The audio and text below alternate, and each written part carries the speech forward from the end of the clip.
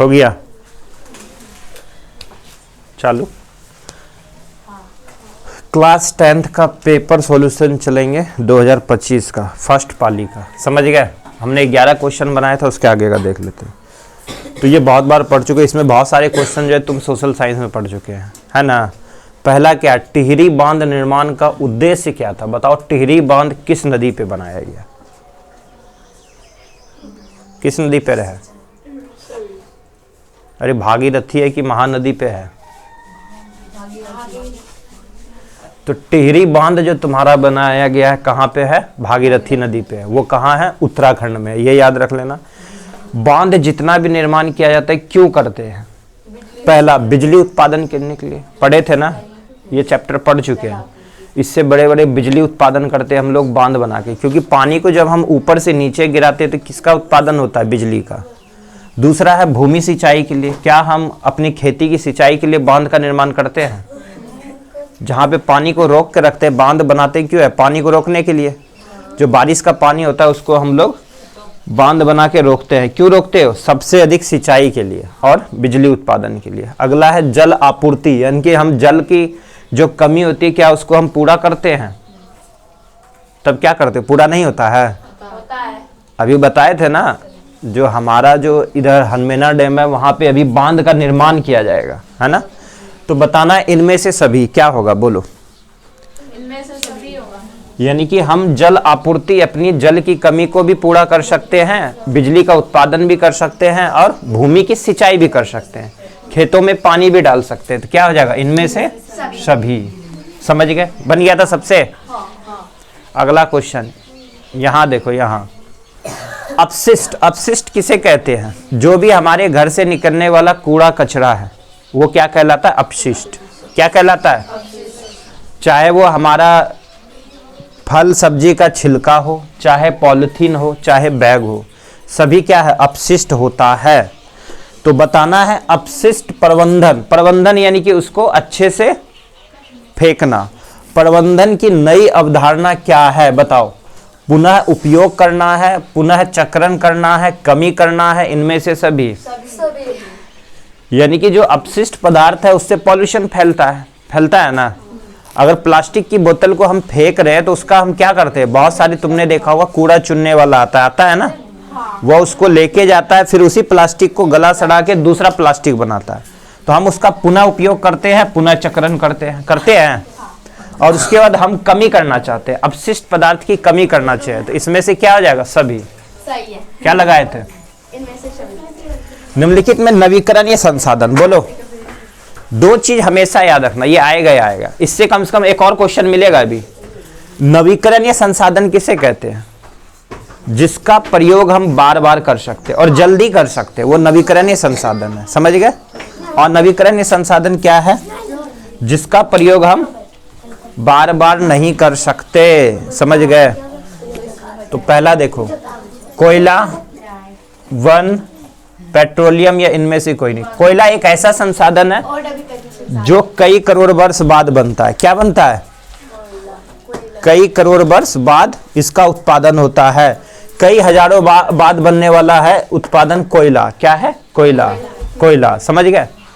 कोयले का उत्पादन कई करोड़ वर्ष बाद होता है, इसलिए क्या है? अनवीकरणीय है। उसके बाद है वन यानी कि जंगल। पेड़ को हम काटेंगे और दूसरा पेड़ लगा दो। बोला जाता है ना, एक पेड़ काटो तो दो पेड़ लगाओ, नहीं तो क्या होगा? ऑक्सीजन की कमी। तो यहाँ नवीकरण क्या है? वन। पेड़ को हम लगाते हैं 4 से 5 वर्ष में क्या होता है? वो बहुत बड़ा हो जाता है ना। 10 दिन बाद ही पेड़ लग जाता है, या 2 ही दिन बाद लग जाता है ना। अगला पेट्रोलियम। पेट्रोलियम भी हम कहाँ से निकालते हैं? जमीन के अंदर से। तो भारत का यानी कि एशिया का सबसे पहला पेट्रोलियम कारखाने का नाम क्या है? जल्दी बोलो। डिगबोई, जो कहाँ है? असम में। और सबसे बड़ा कुआं कौन सा है? मुंबई हाई। ये 2 क्वेश्चन मिलेगा आगे, किसी ना किसी पाली में मिलेगा। समझ गए? तो पेट्रोलियम का सबसे पहला कौन सा था? डिगबोई, असम। याद रहेगा? चलो आगे। निम्नलिखित में से कौन, ये बार बार बोले, आएगा ही आएगा। बायोगैस का मुख्य घटक क्या है? जल्दी बोलो। सही तो है, बोल। मीथेन है। तो बायोगैस का मुख्य घटक मीथेन, एलपीजी का मुख्य घटक। और ये दोनों क्वेश्चन आया एग्जाम में, इसी पाली में आया दोनों। तो एलपीजी का भी मुख्य घटक क्या? एलपीजी का प्रयोग कहाँ करते हैं? जो तुम्हारे पीछे रखा है ना, घर में खाना बनाने के लिए किसका प्रयोग करते हैं? एलपीजी गैस का। एलपीजी गैस, वहां जाओ, पीछे जाओ, यहां देखो, एलपीजी गैस का। एलपीजी गैस का प्रयोग करते हैं कहाँ? खाना बनाने के लिए। इसको क्या बोलते हैं? Liquefied petroleum gas. क्या बोलते हैं? इसका फुल फॉर्म क्या है? Liquefied petroleum gas. एक आ जाता है सीएनजी। क्या आ जाता है? मुख्य रूप से इसमें क्या होता है? ब्यूटेन, ब्यूटेन, प्रोपेन और मीथेन। लेकिन मुख्य रूप से पूछेगा तो ब्यूटेन। और मीथेन किसमें? सीएनजी में। CNG, compressed natural gas. Compressed natural gas याद रहेगा, द्रवीभूत पेट्रोलियम गैस बोलते हैं। कंप्यूरिस्ट नेचुरल गैस याद रख लोगे। सीएनजी में मुख्य रूप से मीथेन और एलपीजी में ब्यूटेन। ये आगे पूछा गया है। एलपीजी गैस से हम क्या बनाते हैं? खाना। और सीएनजी गैस से हम लोग क्या चलाते हैं? गाड़ियां। जो आजकल तुमने देखा ग्रीन कलर की ऑटो चलती है, उसके पीछे पीला पीला लिखा रहता है सीएनजी, जिसमें ना तो उतनी स्प्रिंग लग रही थी, ना उतनी बहुत स्पीड चलती है, पेट्रोल से भी अधिक स्पीड चलती है। और आगे आने वाले जमाने में क्या है? सीएनजी वाली ही गाड़ियां चलेगी। तुम पटना चले जाओ, हर गाड़ी सीएनजी से ही चलता है, वहां पेट्रोल डीजल वाली नहीं चलती है। चलो आगे, समझ आ गया। और यहां से पूछा जाएगा जो हमारे एटमॉस्फेयर का टेम्परेचर को बढ़ा रहा है वो क्या है? Carbon dioxide. याद है? चलो आगे। पेप्टिक अल्सर हो सकता है। ये कब होता है? हमारे पेट के अंदर अल्सर जमा हो जाता है। ये कब होगा? जब हम लंबे समय तक भूखे रहते हैं तो हमें उल्टियां का एहसास होने लगता है। तुमने देखा होगा जब भी फास्टिंग करते हो उसके बाद क्या लगता है? उल्टियों की तरह लगता है, अल्सर जम जाता है हमारे शरीर में। समझ गए? तो लंबे समय तक भूखे नहीं रहना चाहिए, इससे अल्सर का निर्माण होता है। याद रहेगा, लंबे समय तक भूखे रहने से क्या बन जाता है? अल्सर का निर्माण हो जाता है। याद रहेगा? चलो अब देखो, यहां लिखा है कम भोजन खाने से क्या होगा? कुछ नहीं होगा, नहीं। और रोज ही कम भोजन खाओगे, सोचोगे हम पतला ही रहे तो क्या होगा? कमजोर हो जाओगे। तो यानी कि शरीर को भोजन हमें संतुलित चाहिए, सामान्य भोजन खाना चाहिए। हाँ, जितने सामान्य भोजन खाओगे उतने स्वस्थ रहोगे। चलो आगे। दोहरी परिसंचलन नहीं पाया जाता है। दोहरी परिसंचलन किसमें नहीं पाया जाता है? लिख लो, उभयचर और सरीसृप में नहीं पाया जाता। इसको लिख लेना है, उभयचर और सरीसृप में नहीं पाया जाता है। उभयचर और सरीसृप, उभयचर और सरीसृप में नहीं पाया जाता है। सरीसृप किसे कहते हैं? जो रेंगने वाले जानवर हैं, सांप, ठीक है, तुम्हारे घर में वो रहता है छिपकली, ये सब रेंगने वाला जानवर है, तो उसमें नहीं पाया जाता। यहाँ ऑप्शन से ढूंढना है, मेढक, पक्षी, मछली या मनुष्य। उभयचर उसे कहते हैं जो जल और जमीन दोनों पे रहता हो, उसे उभयचर कहते हैं। उभयचर किसे कहते हैं? उभयचर किसे कहते हैं? जल और जमीन दोनों पे रहने वाला उभयचर किसको कहते हैं? जो जल जमीन दोनों पे रहता है। तो मेढक कहाँ रहता है? जल में भी रहता है। हाँ, जमीन पे भी। तो बताओ मेढक कैसे सांस लेता है? जब वो जल में रहेगा तो वो स्किन से सांस लेगा। जब वो जल में रहेगा तो किससे सांस लेगा? पूछेगा ये एग्जाम में। मेढक जब जल में रहता है तो वो अपने स्किन से लेता है, जो त्वचा होता है। और जब वो ऊपर आ जाता है जमीन पे रहने के लिए तो वो किससे लेता है? अपने लंग्स से, यानी कि फेफड़ा से। और मनुष्य किससे सांस लेता है? मनुष्य गिल्स से। मनुष्य फेफड़े से लेता है, ठीक है। तो मनुष्य भी फेफड़े से रहता है, समझ गए? चलो आगे, चलो हो जाएगा। मछली किससे लेता है? गिल्स से। मछली किससे लेता है? गिल्स से। और मनुष्य किससे लेता है? फेफड़े से। मनुष्य किससे लेता है? अब मार देना नाक से। मनुष्य किससे सांस लेता है? नाक से। क्या? अरे हवा कैसे ले जाते हो? नाक से नहीं, फेफड़ा से, इससे लंग्स से। समझ गए? बच्चा लोग को सिखाता है कि तुम सांस किससे लेता है? नाक से। तो पहला ऑप्शन रहेगा नाक, मार देना नाक, उड़ जाओगे। तो फेफड़ा मारना है वहां। चलो आगे। यूरिया, यूरिया बताए हैं। तो यहां देखो यूरिया क्या पूछा है? यूरिया यूरिया का जो निर्माण करता है, यहां देखो अलग क्वेश्चन पूछा है, समझिए। यूरिया का निर्माण करता है यकृत, ठीक है।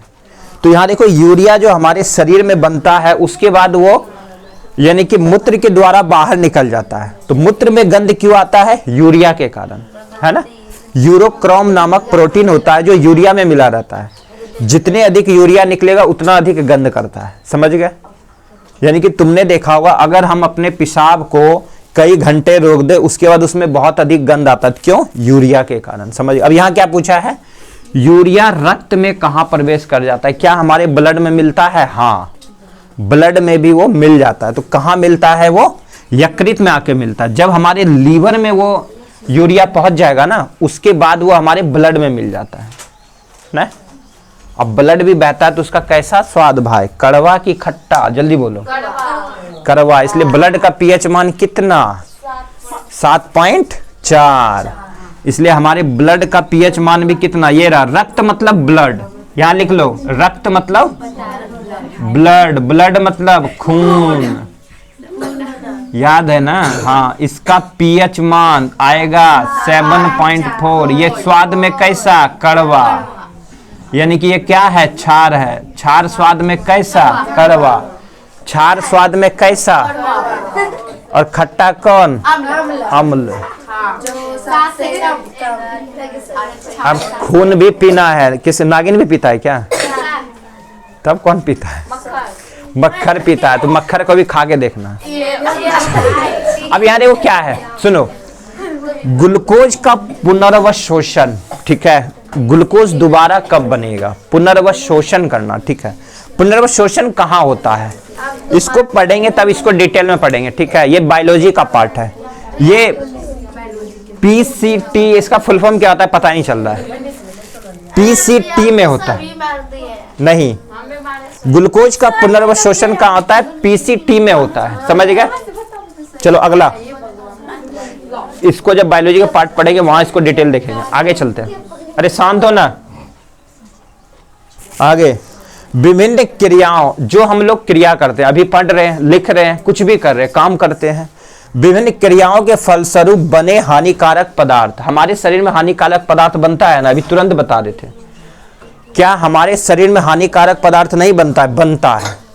उसको हम बाहर निकालते रहते हैं, निकालते हैं ना। और यही क्वेश्चन आएगा 6th क्लास का, समझ लो। विभिन्न क्रियाओं के फलस्वरूप बने हानिकारक पदार्थों को शरीर से बाहर निकालने के तंत्र को क्या कहते हैं? उस तंत्र का क्या नाम है? बोलो।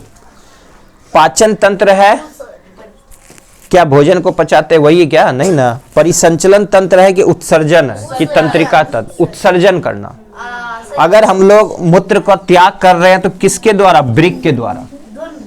तो उत्सर्जन के द्वारा। वृक्क का चित्र याद है ना? ऐसे यहां देखो, ये क्या है? वृक्क है, ठीक है।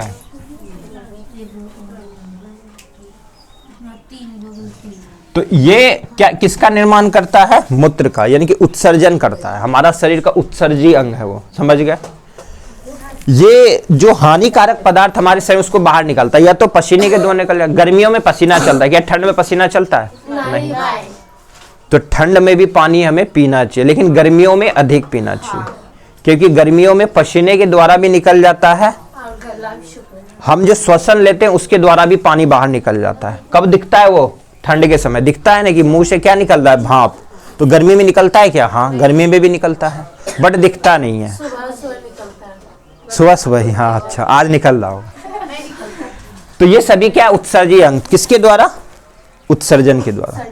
उसका बाहर निकलना है, उत्सर्जन कहलाता है। पढ़े है ना? चलो, पाचन तंत्र पढ़ चुके हो, परिसंचरण तंत्र भी पढ़ चुके हैं। उसके बाद तंत्रिका तंत्र पढ़ेंगे आगे ना। सेरिबेलम याद है ना? चलो आगे। मेरुदंड, मेरुरज्जु जो हमारा है, मेरुदंड जो है, मेरुरज्जु, मेरुरज्जु के आघात, अगर वो आघात पहुंच जाए, उसको कुछ नुकसान हो जाए, तो बताओ क्या हो सकता है? तो क्या मारेगा? क्या घेंगा रोग हो जाएगा? घेंगा रोग कहाँ होता है? जल्दी बोलो। अरे घेंगा रोग कहाँ होता है? किसकी कमी से? आयोडीन कहाँ मिलेगा? नमक। तो नमक में, नमक नहीं खाओगे अच्छा तो क्या हो जाएगा? आयोडीन हो जाएगा। कौन होगा भैया? आयोडीन की कमी हो जाएगा।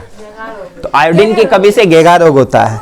बौनापन कब होगा? आयोडीन, देखो बौनापन भी होता है आयोडीन की कमी से, बट आयोडीन वाला युक्त नमक नहीं खाओ तो उसमें बौनापन भी आता है। तो हमारा हो जाएगा लकवा मारना।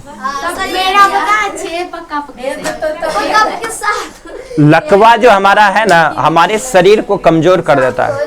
तुमने देखा होगा जिसको लकवा मार देता है, इसका या तो हैंड काम नहीं करता है, नहीं करता है, या तो हाथ नहीं काम करने लगता है, या पैर नहीं काम करने लगता है। हमारे शरीर के तंत्रिका तंत्र को मेरु रज्जु, चलो समझ आ गया? और कोई?